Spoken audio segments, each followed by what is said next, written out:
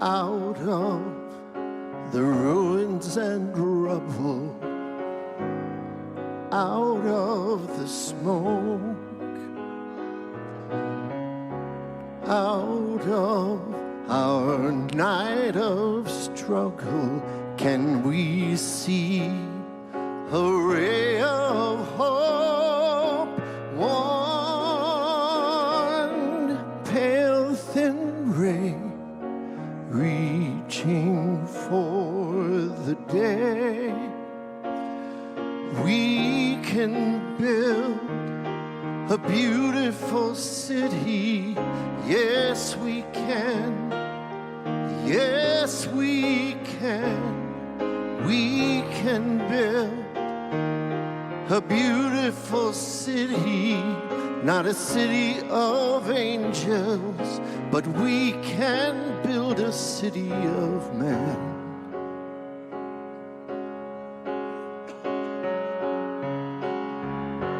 We may not reach the ending, but we can start. Slowly but truly mending, brick by brick, heart by heart. Now, maybe now, we'll start learning how we can build a beautiful city. Yes, we can. Yes, we can. We can build a beautiful city, not a city of angels, but we can build a city of man.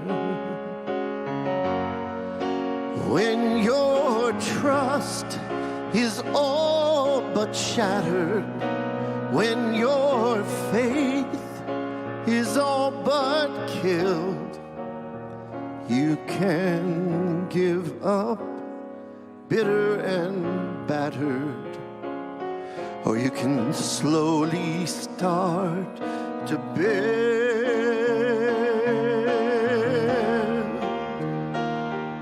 a beautiful city. Yes, we can. Yes, we can. We can build a beautiful city, not a city of angels, but finally a city of man.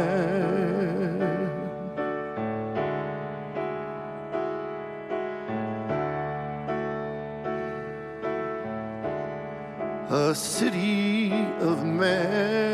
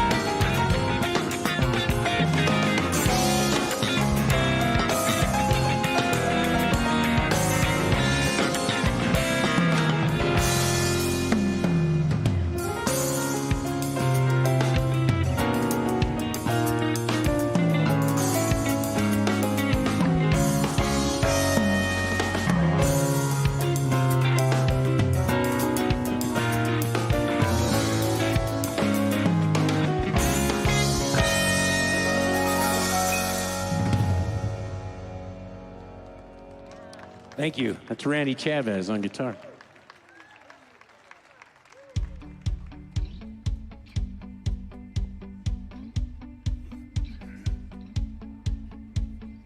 Hey everybody, I'm Sarah. Welcome to Mile High Church. Thank you so much for spending a portion of your weekend with us, especially if you're new. Our vision, Oneness Revealed, a world of love, peace, and abundance for all. Our mission, to serve as a spiritual beacon for personal empowerment and global enlightenment. Before we get started today, we want to give you a look at a few things coming up at Mile High Church for you and your family. Get a head start on the new year and sign up for an inspiring class. Explore spiritual growth, mindfulness, and community in a warm and welcoming space. Taking a class is a great way to connect with yourself and others, and support families in need this holiday season by grabbing a tag from our giving tree in the Teal Sanctuary lobby, starting this Wednesday at our Thanksgiving Eve service. Donations and gifts from you will benefit children who might not receive much this Christmas. As part of your celebration of Thanksgiving this year, we hope you'll be with us for Thanksgiving Eve service. It's going to start out at 5:30 in the community center with pies. Lots of pies. Come get your pie on. Then at 6:30 in the Teal Sanctuary, we'll have a very special service celebrating and honoring gratitude. Gratitude now, gratitude always, with special guest Hazel Miller, the Mile High Choir, and Laura Berman. The music is going to be rockin'. I know you're going to be grateful, and I hope you'll join us. For more information about anything you've heard today, visit the Event Center or connect with us online at milehighchurch.org. Was that good? Did you hear my accents? Well, hello, everybody. I am going to sing this song, hopefully with you. There is nowhere that God is not. Here we go. Sometimes I forget where I come from. Sometimes I forget where I'm going to.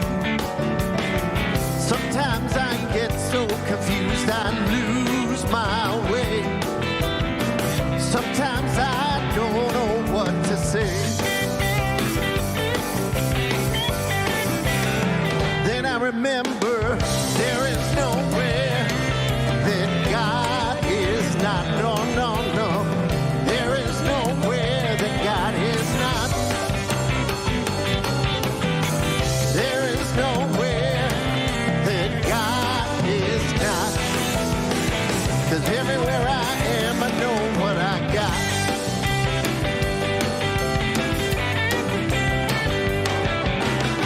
Sometimes I believe in what I see.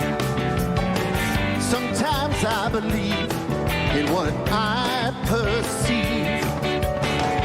Sometimes I get so confused I lose my way. Sometimes I don't know what to say. Here we go. Then I remember there is nowhere that God is not. There is nowhere that God is not. There is nowhere that God is not. 'Cause everywhere I am, I know what I got. I forgot to pray, forgot to be still and know. Forgot to forgive myself until I forget myself. Forgot to ask for help. I forgot to say a single word. Forgot to believe in me, believe in my spirit world. Yeah.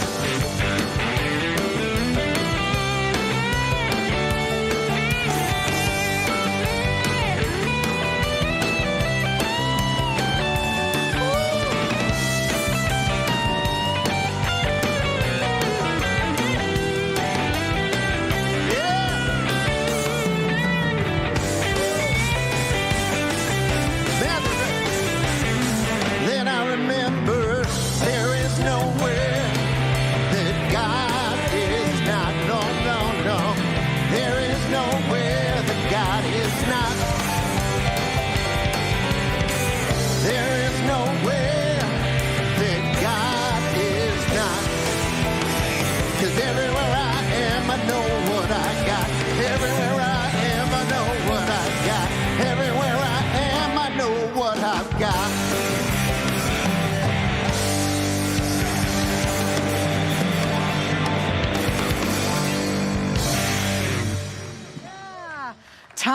church with us today. How fun. Yeah, great job, Tom.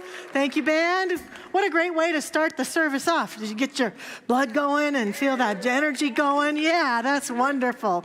Welcome, welcome to Mile High Church. We're so happy to have you here with us, and we welcome those of you watching online, whether you're near or far. We're so grateful for your presence here today.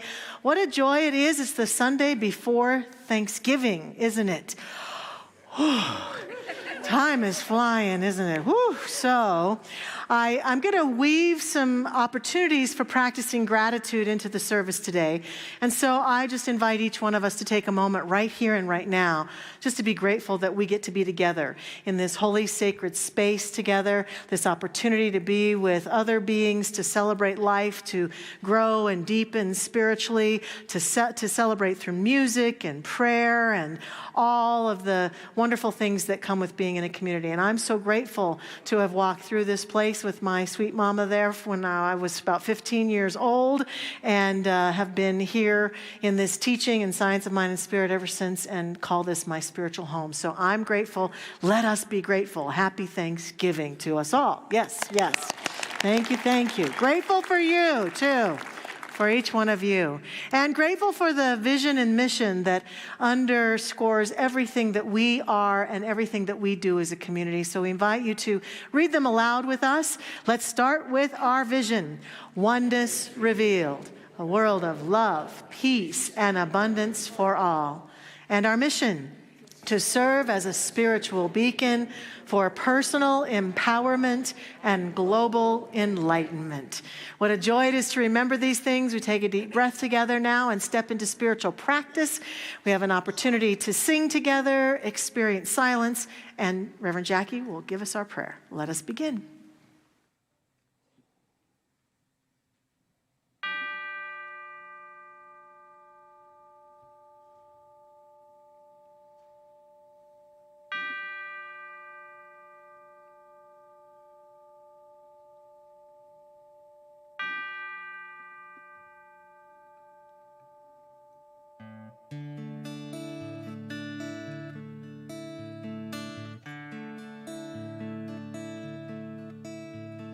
Surely the presence of God is in this place. I can feel the mighty power and the grace. I can hear the brush of angel wings. I see glory on each face. Surely the presence of God is in this place.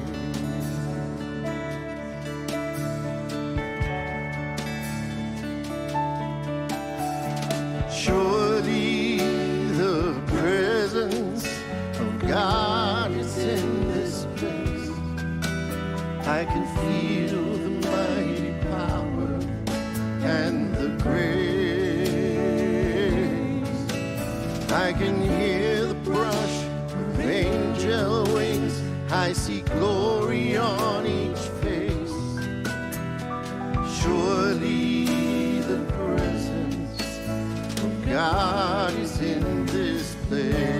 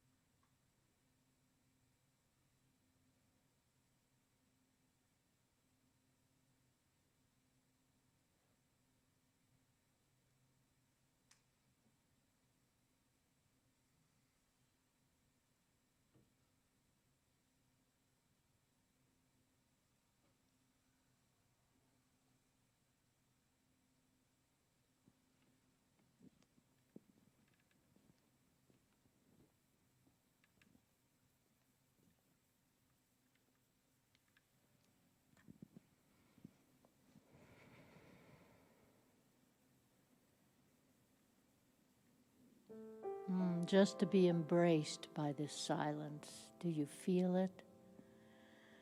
Knowing that in this space right now, God is all there is. The divine is filling each one of us with everything we need to move through this life. We just need to pause, to embrace it, and to realize that as we accept this gift, we can step out and we can share that gift in this world. So I am so grateful for knowing this. And I know that this is the truth for each person in the sound of my voice, that each accepts and recognizes that power that is greater than each one of us, which exists within us, so that we can step into the world and all the things that bombard us, all the things that appear out of balance, we know God is all there is. And because we know that and trust that we can love each other. We can love each other unconditionally so that the world can show up in a way that exhibits unconditional love. That's the gift of God that each one of us has, and I am so thankful for that. So I can release this prayer now, knowing that it is unfolding perfectly right now, because the law always responds with a yes. And so it is.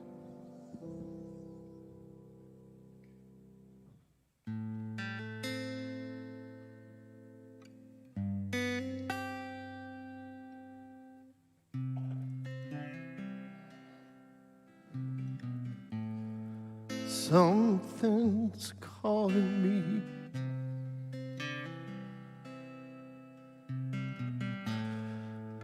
Something's calling me. Something's calling me a little bit deeper than I've ever been before. Feels like I'm walking on marbles. Can't steal the earth beneath my feet. Here's my head in the clouds, my naked legs left dangling. I can feel my heart begin to pound. Something's calling me a little bit deeper than I've ever been before. Something's calling me a little bit deeper than I've ever been before. Long dark nights, my soul, it wanders. Can't see the light that moves me. And if God is everything and everywhere that I belong, Spirit gently wakes me from my sleep.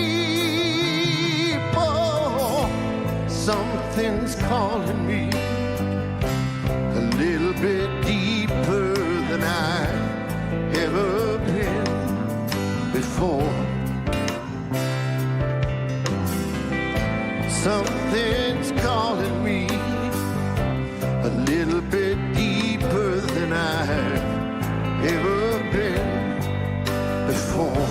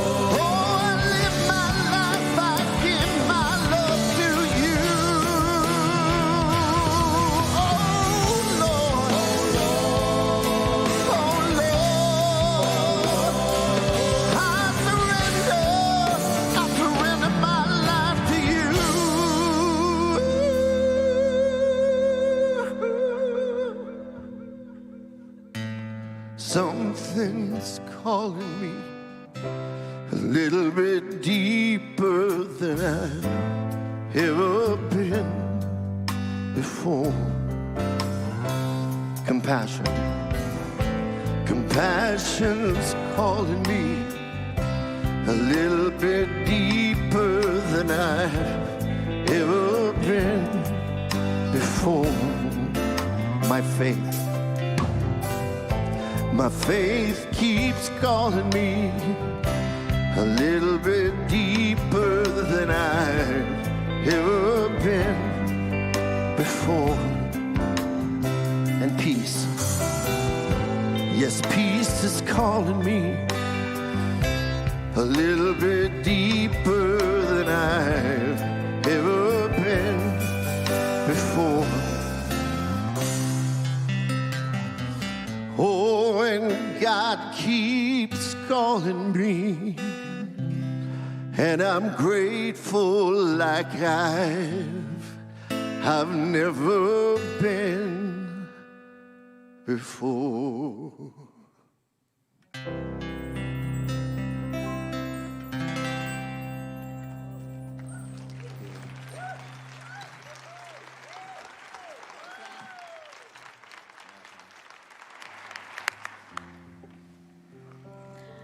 Our words of inspiration today are in support of our message.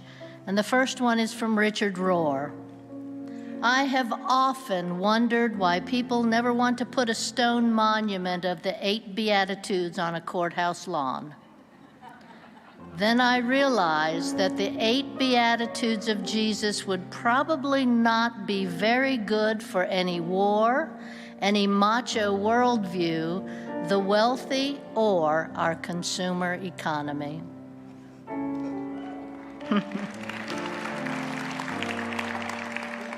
And from Thich Nhat Hanh, the miracle is not to walk on water. The miracle is to walk on the green earth in the present moment, to appreciate the peace and beauty that are available now. It is not a matter of faith. It is a matter of practice.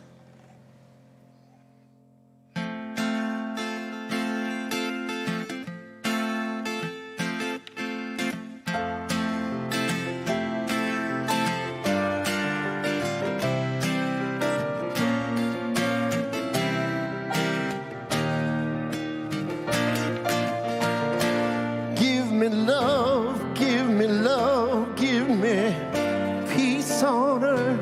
Give me life, keep me free from birth. Give me hope, help me cope with this heavy load. Trying to touch and reach you with heart and soul.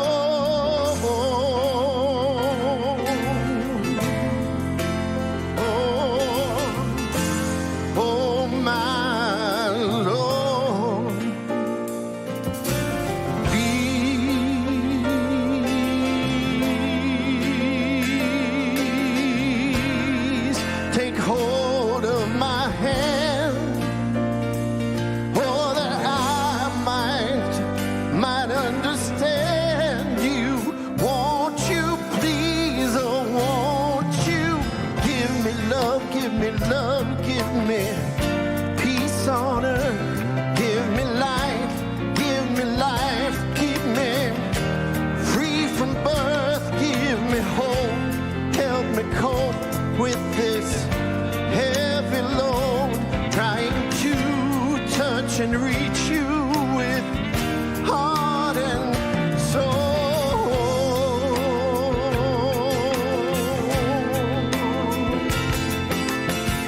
Oh, my Lord.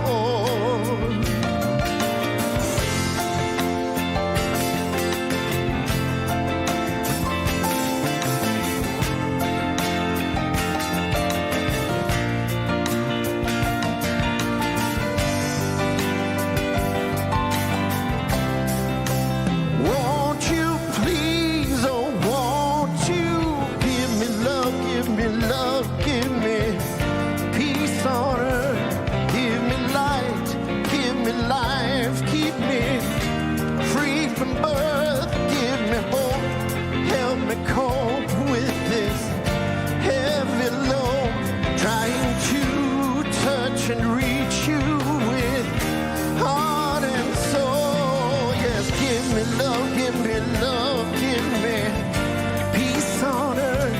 Give me life, keep me free from birth. Help me hope and give me hope with this heavy load.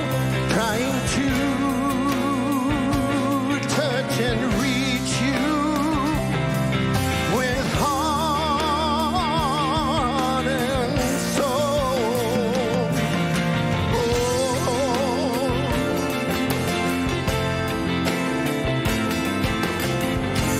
Oh, my Lord.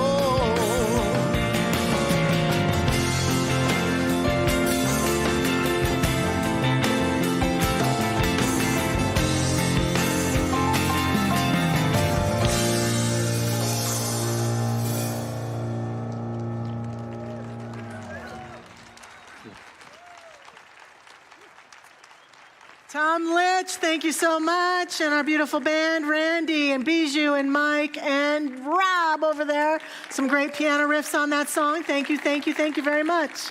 Beautiful. And I see Tom figured out it was the Beatitudes that we're really talking about today, right? Good job, Tom. Yay, yes. So we are continuing on with the Beatitudes, the wisdom of the Beatitudes, part 2. Or we were joking back in the back, part 2, if we want to give it a little more oof, right? Part 2.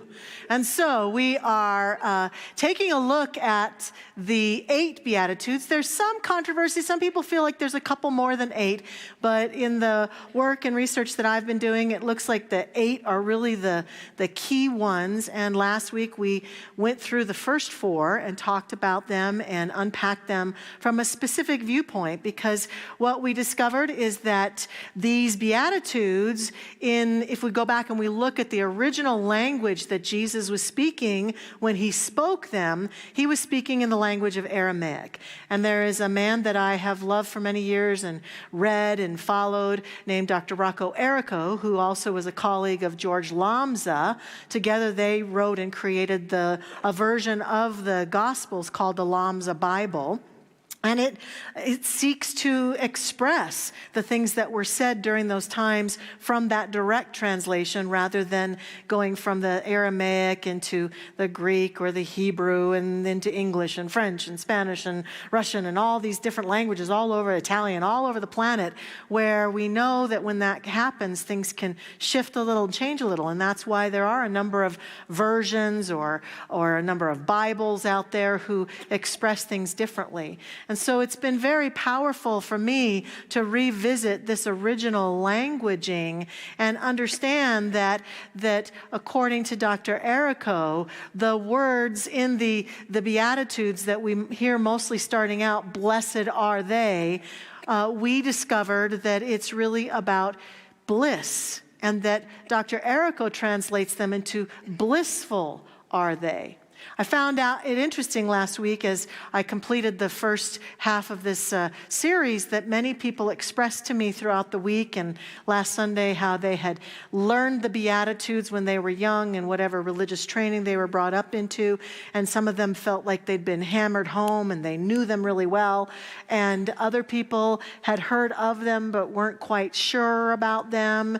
And then some people are like, what's a beatitude? I'd never heard of one before. So we have this varying experience here. So I just want to briefly let you know what these Beatitudes are. They are contained in Matthew, the Gospel according to Matthew, in a Sermon by the Mount, the Sermon on the Mount that Jesus purportedly gave to thousands of people out in the middle of the desert. In the middle of this sermon, he gave these 8 statements that have since been labeled Beatitudes. He didn't call them Beatitudes. There's nowhere in the Bible where it says, here's some Beatitudes for you. It's that people started to call them Beatitudes. And actually, Dr. Errico says, it's also interesting to know that originally naming these particular teachings as Beatitudes comes directly from Latin. In this language, beatus means happy or happiness.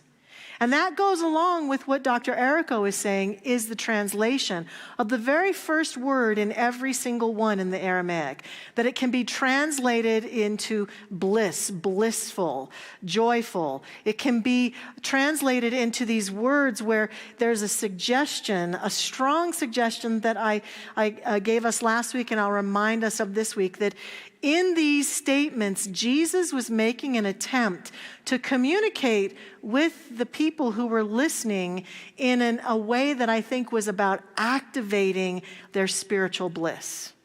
Not the bliss because everything was going their way, or not the bliss because they just had a grandchild, or not the bliss because it was a sunny day, or not the bliss because they were falling in love, or not the bliss because they'd come into financial abundance, and not the bliss because they were away from the Romans who might be watching over them, but the bliss that exists at the core of them, that through these statements, which in all honesty at times seem rather simple, straightforward statements about how to live life, he was not only attempting to speak them, he was attempting to activate something in them that would remember the truth about them and the truth about the kingdom of heaven that lives within all beings everywhere, and to bring them into that energy. It was fascinating to think about how there were no microphones, thousands of people speaking, and that this Sermon on the Mount apparently went on for days. So I once again implore you never to criticize me or Josh for how long our talks go. Right? Days. Imagine you go into the desert and sit there for days, just because you want to hear the teacher preach, right? What an experience. Now, I equate this to, for me personally, in this life, I have had times where I was fortunate to be in the presence of His Holiness, the Dalai Lama. There was a time in particular in Italy in 2004 where a group of us had gone for the Association for Global New Thought, and we were in the summer residence of the Pope, and His Holiness came in, and he was up there in front of us. Ron was there. I bet you remember that. And the truth is, what he said seemed really simple. Love each other, have compassion for each other. I'm going to say some of those things today too. But what was profound is being in his presence. I could have giggled like a little girl through his whole presentation. I was in joy just being near this man. It felt like he activated something in every one of us that was there that just felt like the deepest, profound joy. I didn't care what was going on in the world. I was right in that moment in the bliss of that presence. And I imagine that to be what it might have felt like in the presence of Jesus of Nazareth. That crowds, think about this.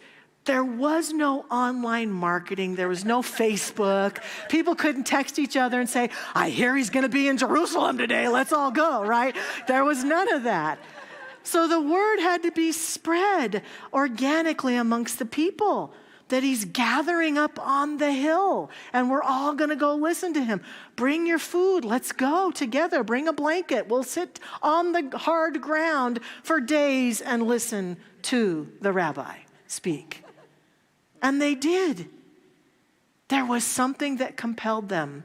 And these statements have stood the test of time for thousands of years as people lean into them and discover them and feel the light that they contain. I think for me personally, especially as retranslated and looked at through the eyes of Aramaic, people have tried to recreate modern day Beatitudes, statements that can make us feel happy. And some of them are funny. I found a couple that were really funny this week. Somebody wrote, "Blessed are those who hunger and thirst, for they are sticking to their diet." One of the most famous ones I've seen over and over again is, "Blessed are those who can laugh at themselves, for they shall never cease to be amazed." True, right? And so we jump into these states of bliss this week in translating the last four. And I think that this was absolutely a powerful intention on behalf of Jesus, to activate bliss amongst people who were struggling to make ends meet, who were struggling under the rule of the Roman Empire, who was struggling in so many ways. And Jesus' ministry and his message was this warm message, always calling people back to the kingdom of heaven within them, always calling people back to love no matter what, loving our enemy, loving no matter what, compassion no matter what. And it was considered revolutionary. People thought he was crazy. I don't know about you, but I certainly know that I've been accused of that. To be so, how can you be so loving when, How can you be so kind when, Well, I sure hope that that's what people say about me when I'm gone. That no matter what happened, she was always loving. She was always kind. That's who I want to be. And I think that's who we yearn to be. At the core of our being, each one of us can resonate with this great teacher's message because that's who we want to be. This beautiful, beautiful, warm message that calls to us. And so we begin today with the Beatitude number 5. Normally, as many of us have heard it in modern times, it goes like this: Blessed are the merciful, for they shall obtain mercy.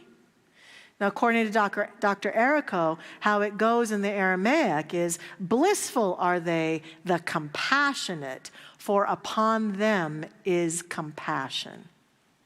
What he is talking about in this particular version of these Beatitudes, we believe that Jesus is really talking about that notion that as we reap, we sow, the divine law of reciprocal love that has its way with every single one of us. And what that means is that in Aramaic, mercy can be synonymous with compassion, with empathy, with forgiveness. And every time we choose compassion, empathy, and forgiveness, not only are we freeing ourselves up to live in a more blissful life, we are setting the law in motion to be forgiven, to be extended compassion to be empathized, to have people have empathy for us in our life, that we get to understand through this particular beatitude that what we put out tends to come back to us, which is a core teaching here at Mile High Church and in Science of Mind and Spirit, that we do the holy work of being compassionate and loving, partly because we know that serves all people everywhere, and partially because we know that with every choice we make, we're setting this law in motion. And it's blissful to choose to love our enemy, as Jesus suggested. It's blissful to choose compassion when logic might tell us otherwise. When I thought about this particular beatitude, I remembered a time many years ago. My first husband, his name is Brad, and he's a practitioner here at Mile High Church.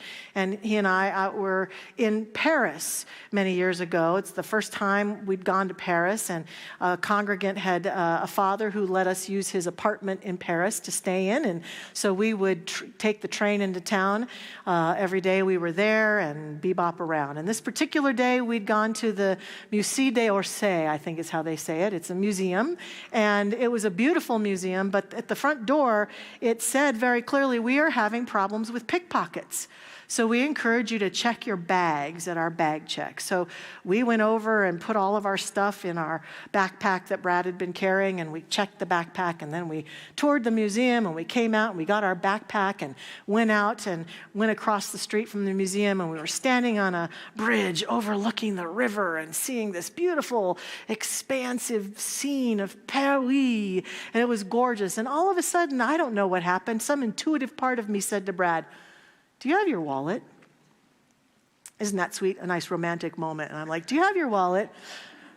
And he did, I always say, he did that thing that some of you male people do where you go, that dance. And he realized he didn't have it.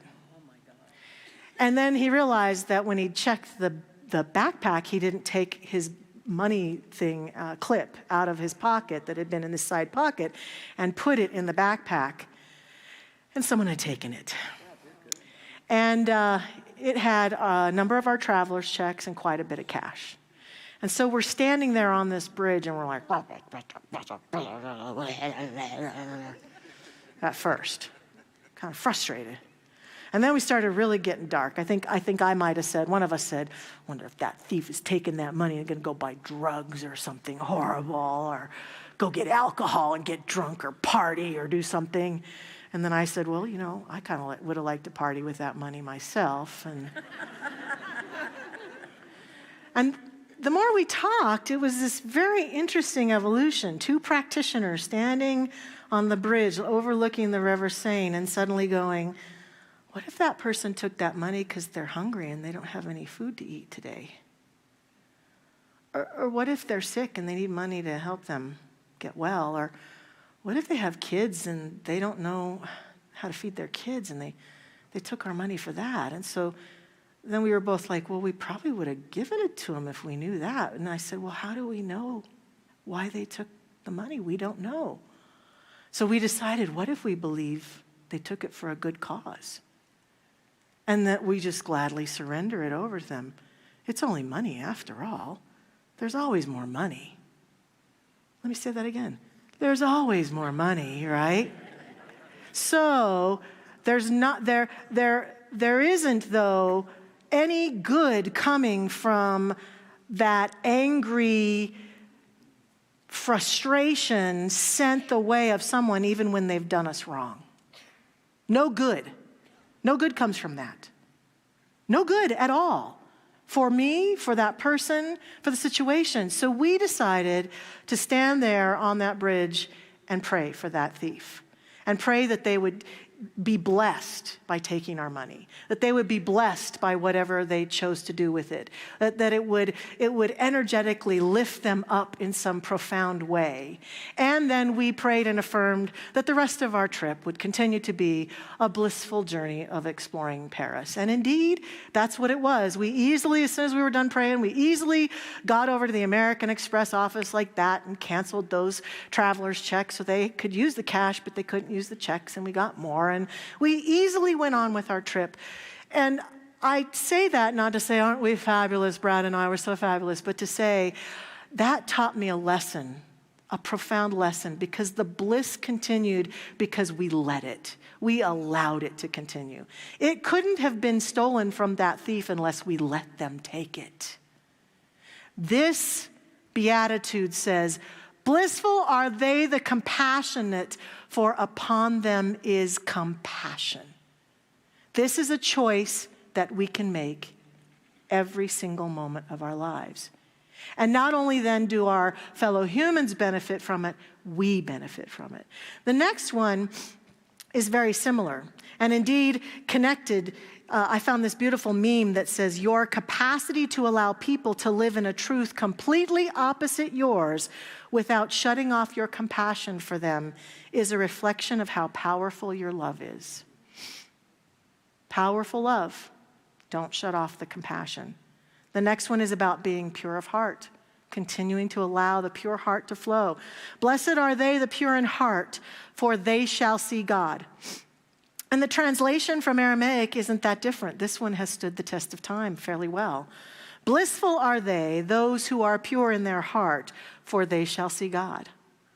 This one is pointing us to when we are connected to our hearts, when we allow our hearts to be pure with sincerity and honesty and love and with pure-hearted attention to ourselves and our life and our loved ones, to the things that are important to us. That pure heart will guide us and direct us into greater and greater good and greater love. And it can be a challenging thing. I know it can be, because it's revolutionary to love like that. Most people don't support us in loving like that. Most people support each other in how bad is it? Who's at fault? What's wrong? Who should we blame? Who can we make wrong today? Being pure of heart and compassionate and loving means that we've got to sometimes step out of that cycle of human nonsense into this greater energy of compassion and pure-heartedness.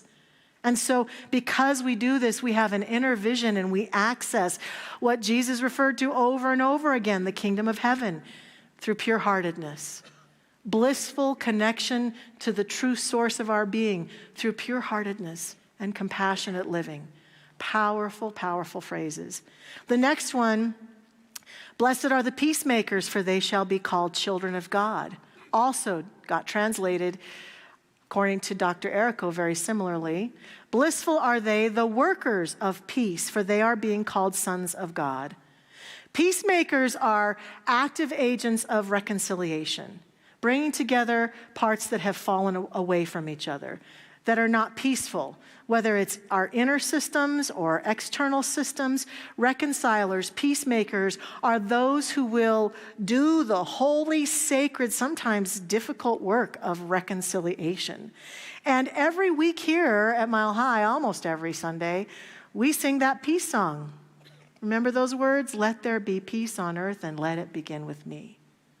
So today I suggest to us that the first step in being a peacemaker has all to do with the reconciliation of the innermost parts of ourselves. Where are we not at peace with ourselves? Where are we at war with ourselves? At war with our unhealed past, or at war with our pain, at war with our disappointments, our betrayals, at war with ourselves in some way that we are experiencing that separation. And the powerful thing, and one of the things that's kept me engaged in this teaching for so long, is that through our services and classes and things that we teach, it's all about becoming a peacemaker.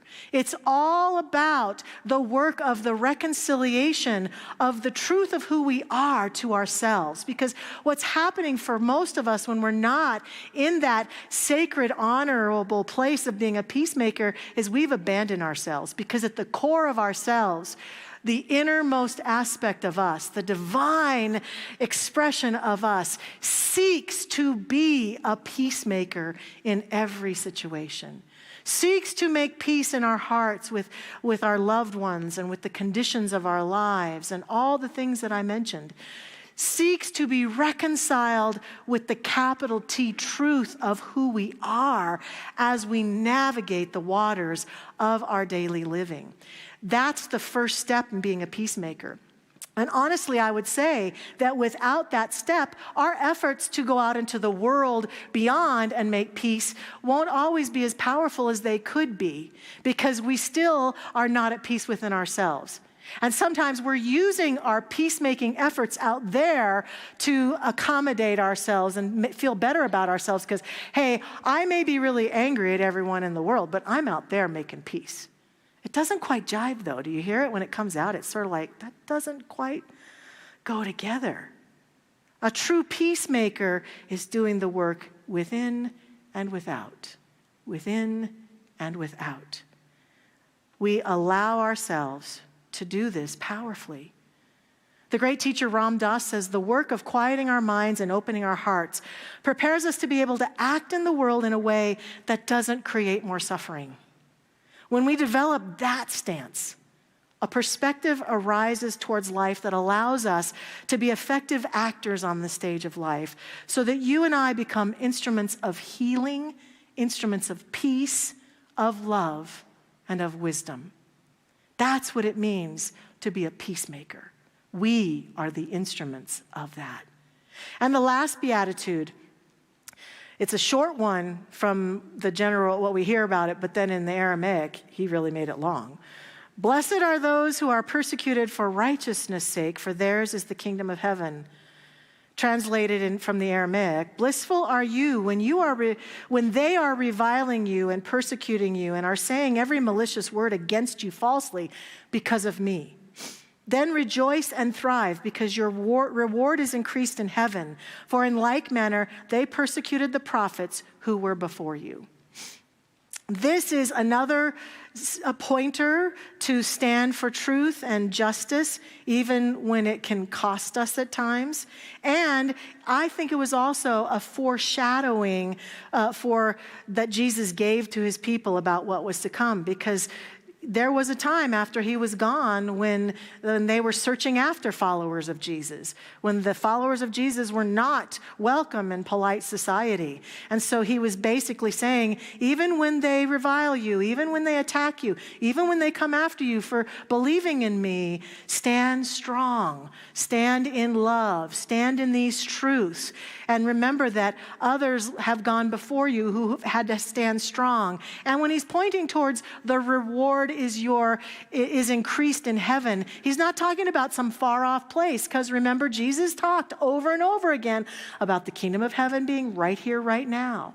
He's again saying that when we stand in our truth, we shall experience heaven, no matter who might persecute us, criticize us, make us wrong, because we're standing in the truth of who we are and who we know ourselves to be and how we choose to live in this powerful life. And that's worth something.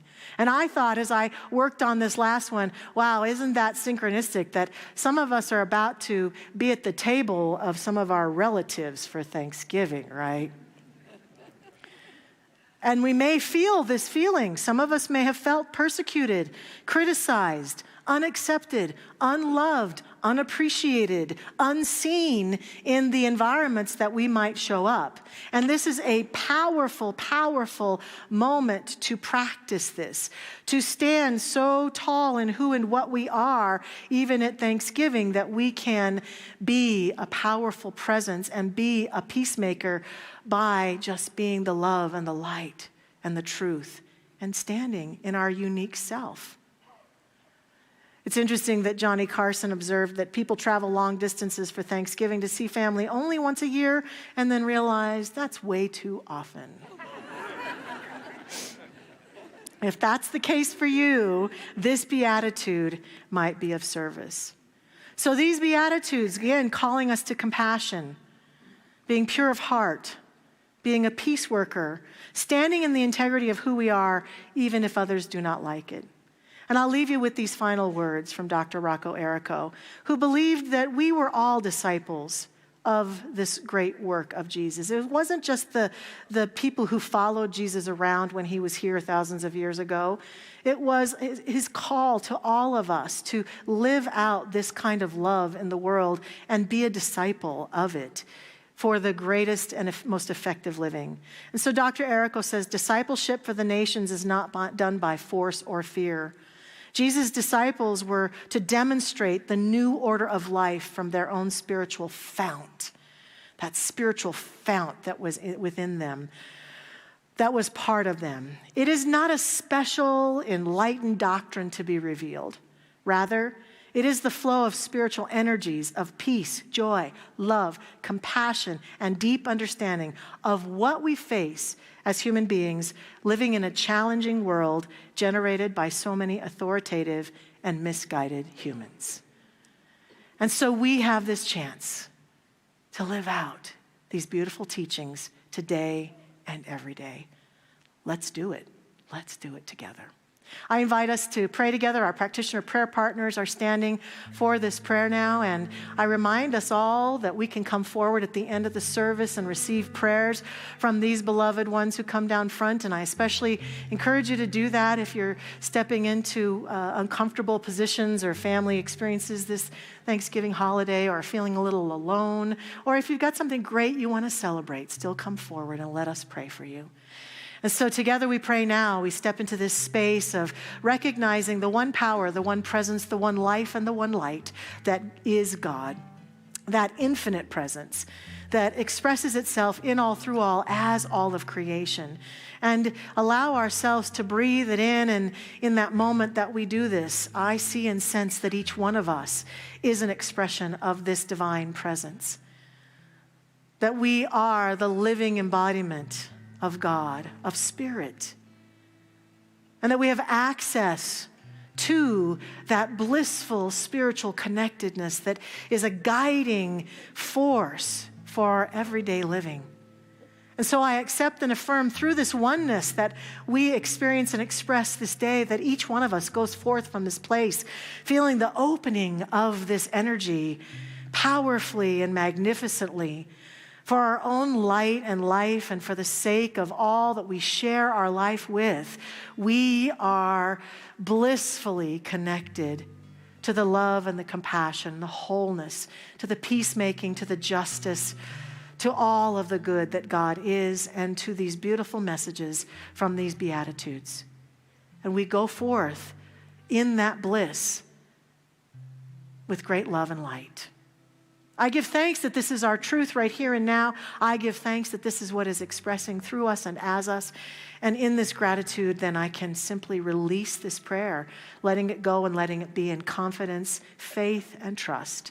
For it is done as it has been spoken, and we let it be. And so it is. Amen. If God is everything and everywhere that I belong, Spirit, gently wake me from my sleep, 'cause something's calling me a little bit deeper than I've ever been before.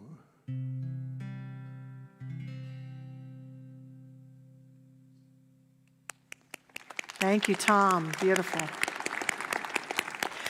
I said in the beginning, though, I was going to invite us to have an energy of gratitude move through our service today. And so I'm going to continue it here in this time where we get to share our tithes and offerings with our community, and invite us just to be grateful for the abundance that flows through our lives, such that we can give back. And if this isn't your day to give back blessings upon every person who is giving today, and just take that opportunity to feel the abundance and the flow of good flowing through all of our lives. And so our ushers will pass baskets. You can give online at our website. You can give out in the lobby. You can text to give, whatever it is that you choose to do. And we're especially grateful for all of the auto givers who give on just a regular basis. We are sourced and supplied mightily, and we are so grateful for that. And so let us affirm the truth about abundance together as we step into this time of love offering. Divine love as me blesses and multiplies all that I am, all that I have, and all that I circulate. And so it is. Yeah.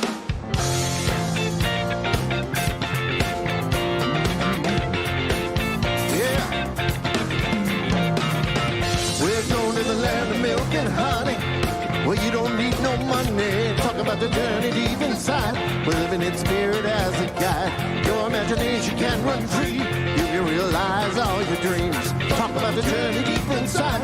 We're living in spirit as a guide. Hey.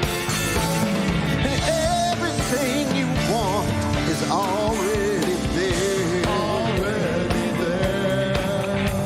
Whatever you desire, it will appear. Oh yeah. We've been living in heaven here on earth. Experience life for all it's worth.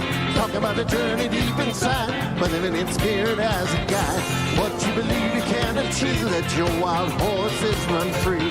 Talk about the journey deep inside. We're living in spirit as a guide.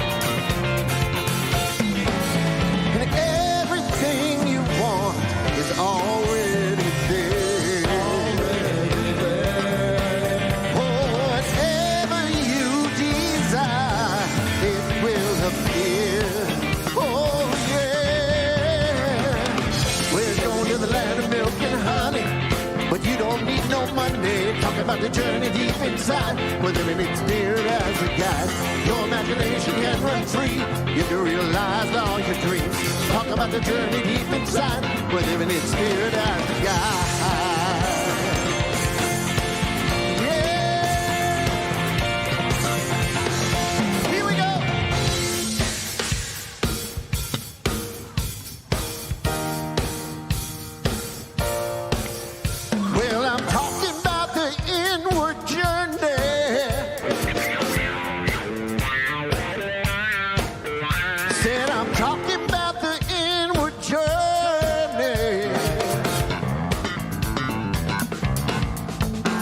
Yes, I'm talking about the inward journey.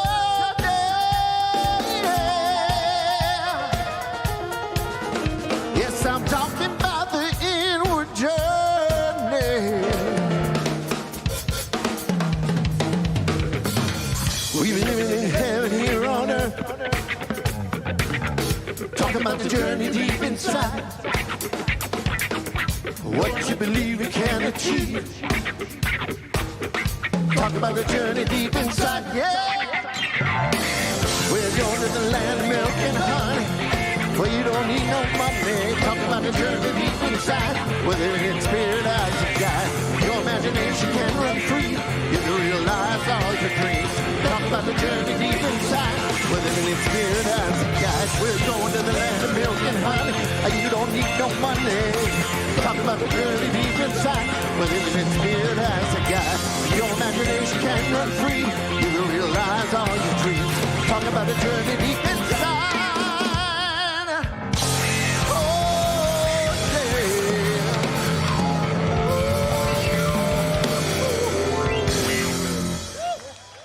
Yeah. Thank you, Tom. It's been wonderful having you here with us today. And, yes, thank you. And our wonderful Mile High Band. Well, yes. And then we have this little lady next to me who did a fabulous job on that message.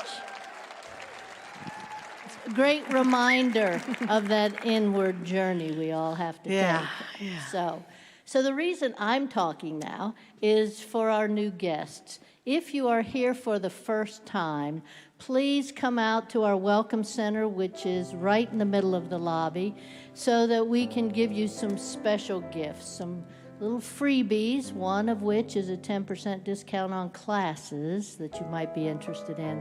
So please come by the Welcome Center. Oh, great. Thank you very much, Jackie. And we just want to remind you that this Wednesday night, we have a Thanksgiving Eve service. It's going to be a big, wonderful one. We have pie over in the community center at 5:30. If you want to donate a pie, you can. Reverend Josh will be over there serving the pie. So go get some pie from Josh and Nancy before you come into the service at 6:30. Where we will have some messages, all of us ministers, and we have Hazel Miller here, the Mile High Choir, and Laura Berman. It's going to be an amazing night of music, so please join us for that.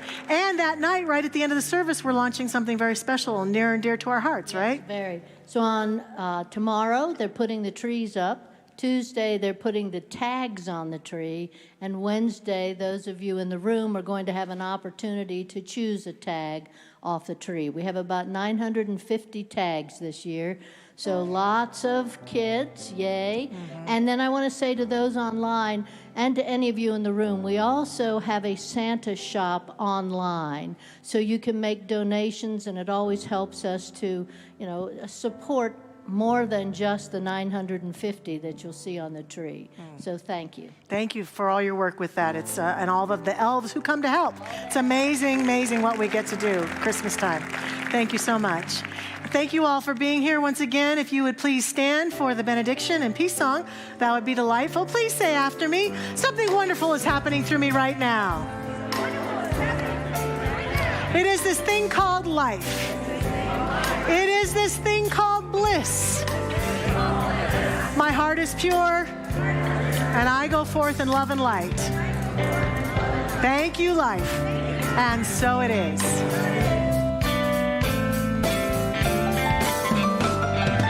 Let there be peace on earth, and let it begin with me. Let there be peace on earth, the peace that was meant to be.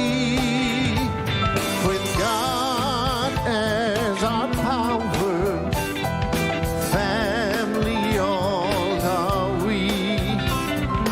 Let us walk with each other in perfect harmony. Let peace begin with me. Let this be the moment now. With every step I take, let this be my joy.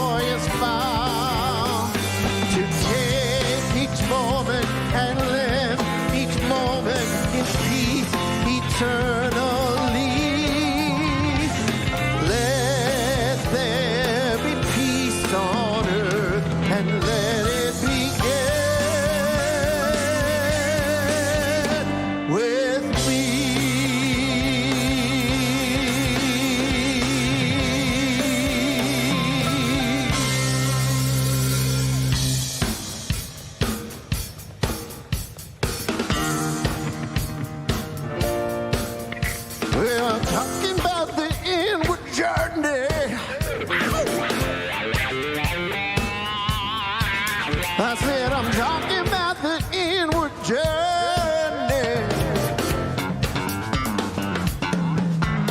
I said I'm talking about the inward journey.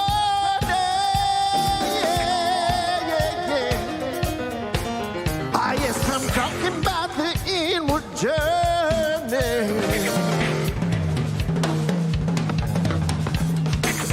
We've been living in heaven here on earth. Talking about the journey deep inside. What you believe we can achieve. Talking about the journey deep inside. We're going to the land of milk and honey, where you don't need no money. Talking about the journey deep inside. We're living in spirit as a guide. Your imagination can't run free. You can realize all your dreams. Talking about the journey deep inside. We're living in spirit as a guide. Going to the land of milk and honey, where you don't need no money. Talking about the journey deep inside. We're living in spirit as a guide. Your imagination can't run free. You can realize all your dreams. Talking about the journey deep inside.